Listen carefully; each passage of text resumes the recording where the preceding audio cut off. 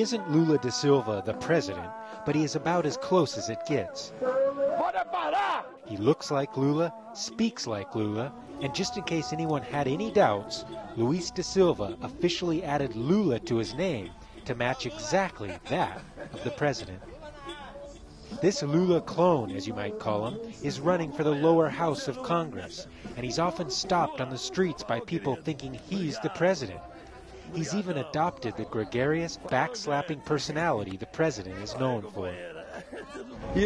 Yes, I want people to vote for me because I look like Lula, but also I want people to know what I think about politics and what I am going to do in Congress. The president is viewed by many in Brazil, especially the working class, as a national hero.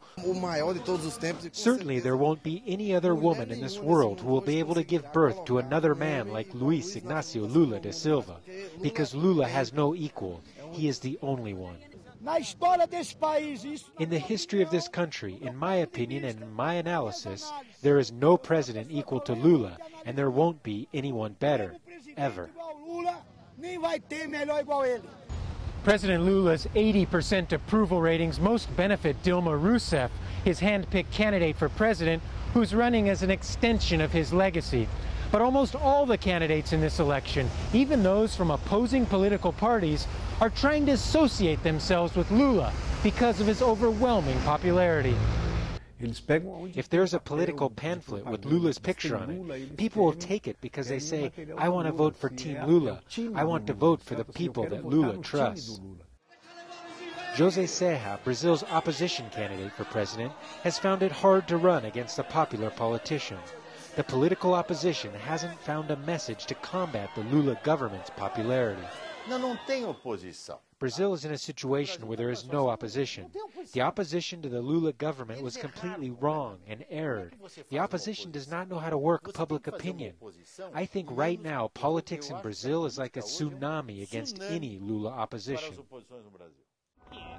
And for a few people who have the good political fortune to look, sound, and act just like the president, this election is about trying to make President Lula da Silva's political image live on just a little bit longer. Gabriel Elizondo, Al Jazeera, Sao Paulo.